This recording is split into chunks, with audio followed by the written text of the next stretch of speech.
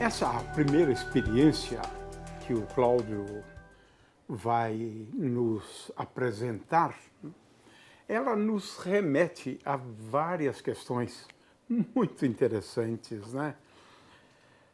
Vocês sabem que nas caixas dos alimentos, né, você vai encontrar informações, né, sobre o valor energético daquilo que se consome.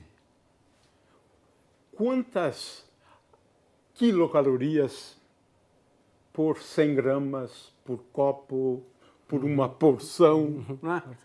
Aliás, na realidade, o vulgo não fala quilocalorias, né? Sempre calorias. Né? Mas ele esquece do quilocalorias. Na verdade, ele está ingerindo milhares de calorias, né? Então, o Cláudio trouxe uma experiência para avaliar exatamente o valor energético de um alimento do qual os gordinhos, como eu, devem manter uma certa distância, né? Que é o amendoim. O amendoim é um dos mais calóricos, na verdade, né? Então, ele vai avaliar, né, de uma maneira bastante engenhosa, achei, né, o valor energético, né? Poderia ser chamado também de poder calórico, mas o valor energético é o que aparece, na verdade, quando você compra, né, um alimento, porque esse é um tipo de informação que é necessário, né?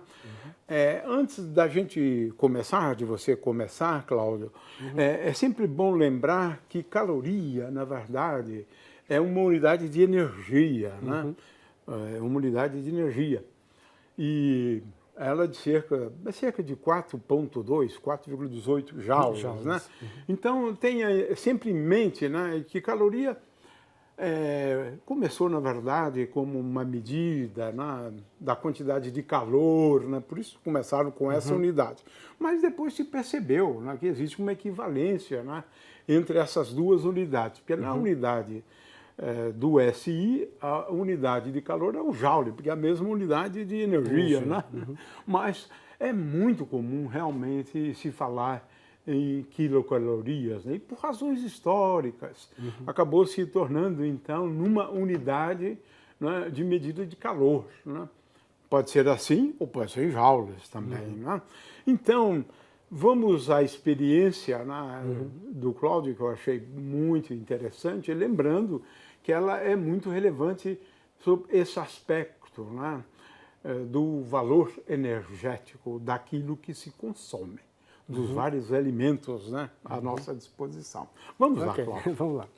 Então, a ideia é descobrir o valor energético de um amendoim, né?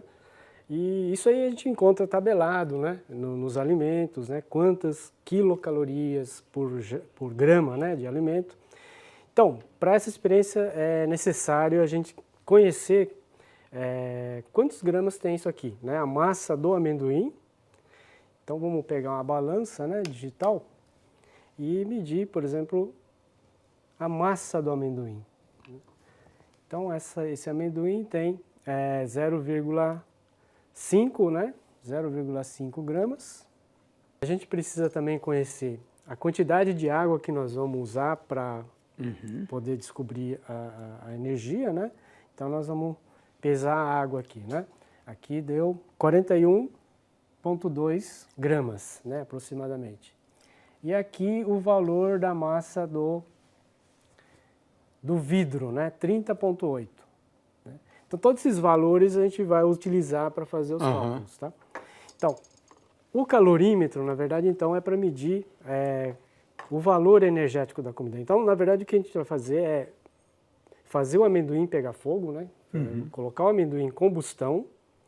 O calor que ele gerar vai ser as calorias que ele contém. Né? Então, é dessa forma que a gente descobre, né, o valor energético dos alimentos. A gente taca fogo nele, o calor que ele gera por meio da combustão, a gente utiliza para aquecer uma certa quantidade de água. Né? Então, essa quantidade de água, nós vamos aquecer por meio da combustão do amendoim e nós vamos verificar qual é a variação da temperatura da água para a gente descobrir o Q, né, que é o calor gerado pela combustão. Ah, bem engenhoso isso, bem engenhoso. Então, vamos colocar a água, né, que nós medimos previamente. Aqui, né? Isso aqui é para evitar que correntes de ar, né, que você perca muito calor.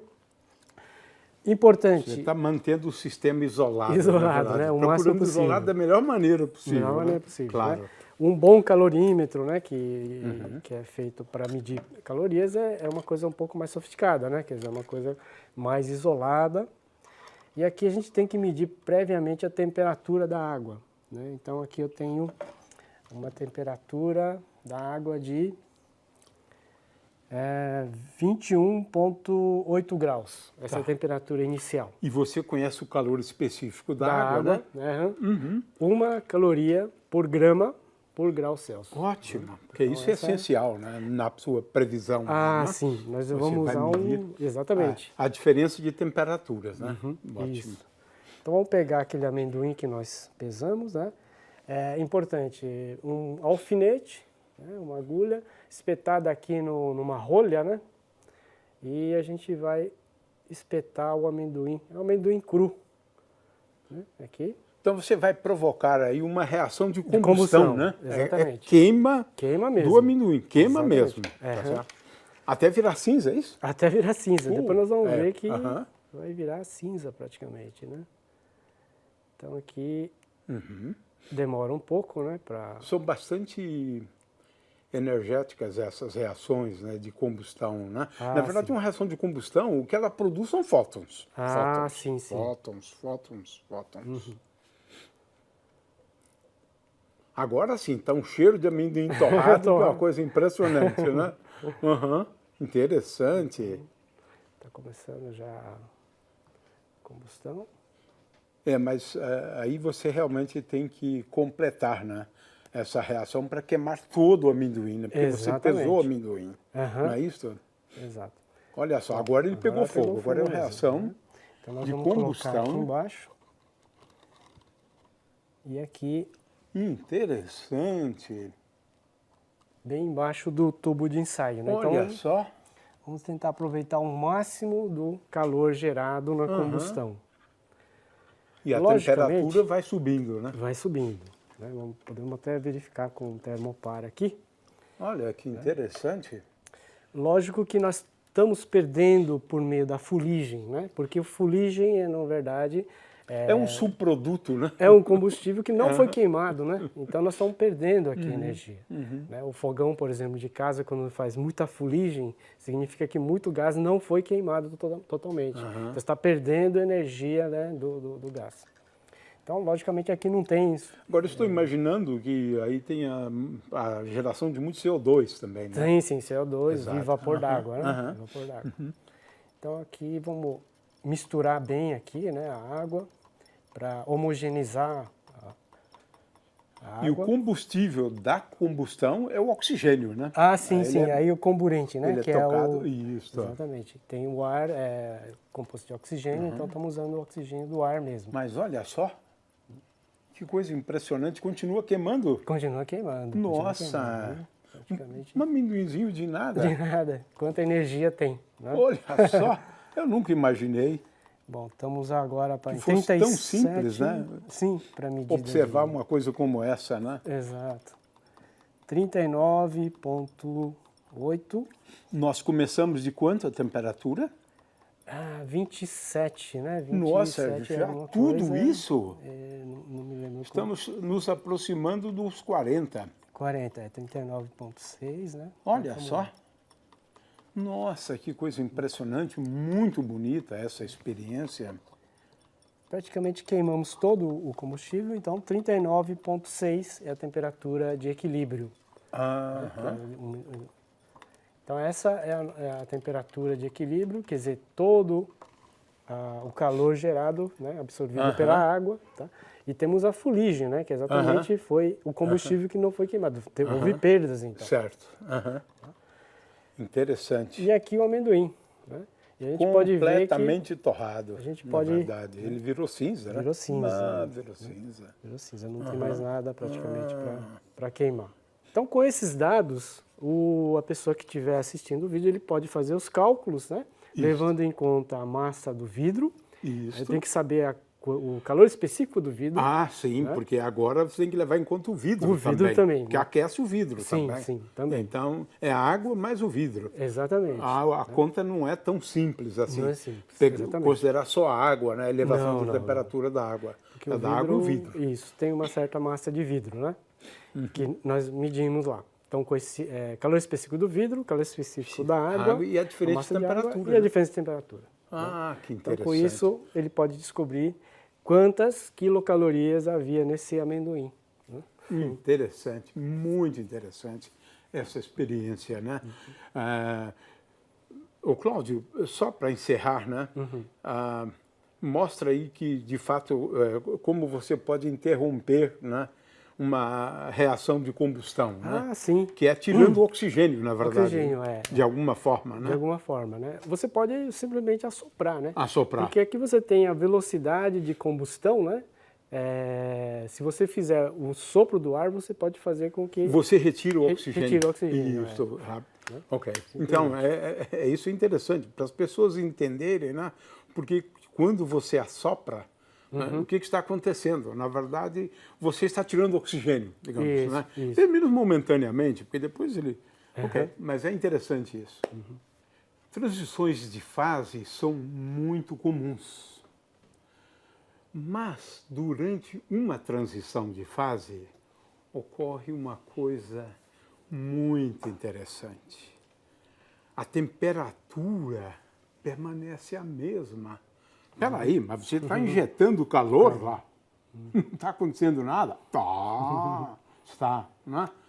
De forma que esse calor que é absorvido pelas substâncias, né, por sistemas termodinâmicos, né, e que é necessário para promover a transição de fase, esse calor é conhecido como calor latente, né? Então, é sobre isso que o Cláudio vai falar agora. Vamos lá. Para isso nós vamos usar mercúrio, né? Mercúrio é esse líquido, na verdade é um metal no estado líquido à temperatura ambiente, né? São poucos, né, os metais. Os metais, a maioria deles, ele está no estado sólido à temperatura ambiente, né? O mercúrio não. O mercúrio ele está líquido à temperatura ambiente. Para virar sólido, eu preciso resfriá-lo, né? Resfriá-lo a mais ou menos 37, 38 graus abaixo de zero. Abaixo de zero. Abaixo de zero. E para isso a gente vai usar nitrogênio líquido, né? Então, nitrogênio líquido, bom, o ar nosso, a atmosfera é composto de nitrogênio, basicamente, né? Quase 70% é nitrogênio. Para liquefazer o nitrogênio, eu preciso resfriar o ar, né? Então aqui eu tenho, nós chamamos isso de ar líquido, né? Na verdade... Olha só. Isso aqui é o nitrogênio que está na forma gasosa, né? E que resfriado se torna líquido, né?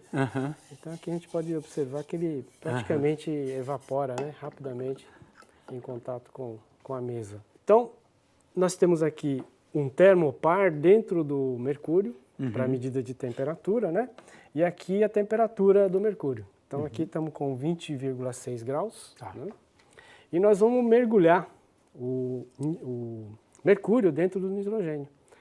Então, mergulhando ele aqui, rapidamente vão ver a temperatura baixar. Vai caindo. Né? Vai caindo. Fantástico, olha só. 8, 4, Nossa. 3. Bom, agora negativo, né? Nossa. 5 negativo, 10. Menos 10, né? Menos 11. Menos 15.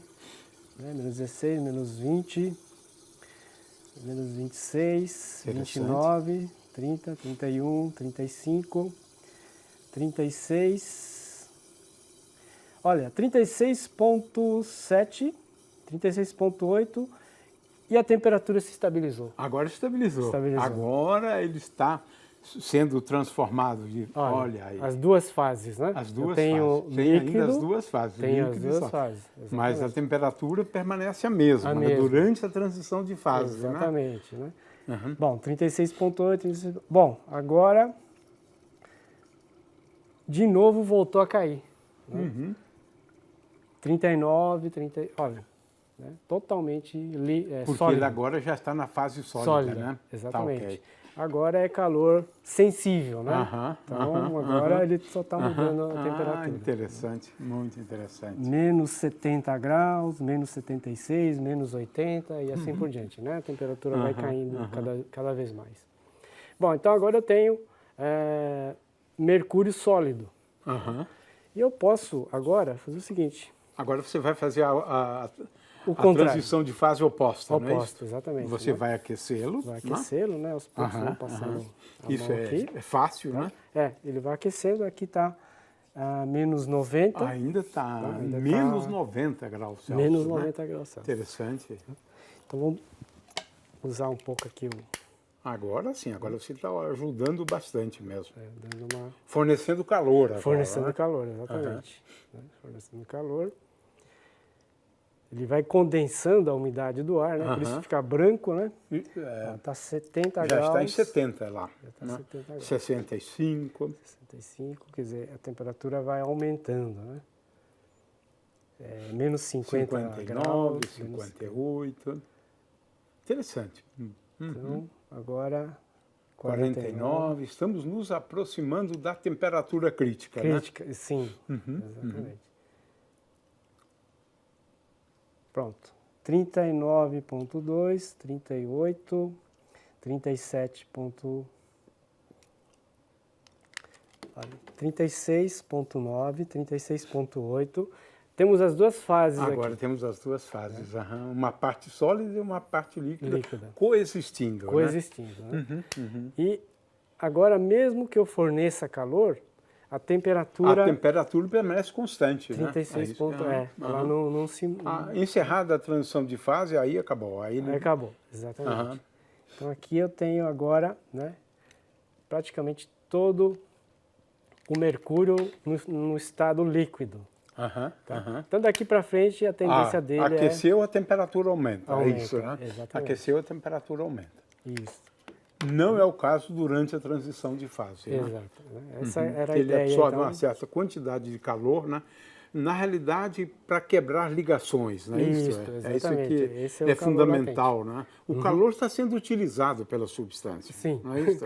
Exatamente. Mas não para aquecê-lo durante a transição de fase, né? Exato. É só para quebrar as ligações, né? Isso aí é bem interessante porque em casa, quando você está fervendo uma panela com água, se você está na transição de fase, a água virando vapor, a água começou a ferver, nesse caso você pode diminuir o fogo da chama, porque nesse caso não adianta você fornecer mais calor, a temperatura não vai aumentar. Não, se for para esquentar, não. Exatamente. Então, nesse caso, você, para economizar gás, você diminui, né? Deixa no mínimo, para exatamente, porque você sabe que agora a temperatura não vai subir mais, né? Então não adianta... Isso é bem da experiência, né? Porque todo mundo observa, né? Isso. Que a temperatura permanece a mesma. né? Não vai cozinhar mais rápido, né? Okay. Vamos agora falar de outra transição de fase, né?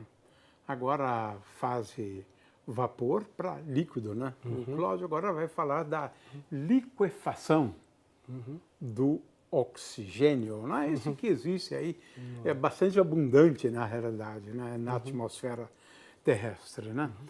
De forma que ele vai, então, exibir essa transição de fase, sempre lembrando que algumas transições de fase são fáceis de observar, mas muitas vezes é muito difícil né, explicar. Né? Às vezes é muito difícil. Né? A formação das gotículas, né? Isso é uma dinâmica bastante complexa na realidade.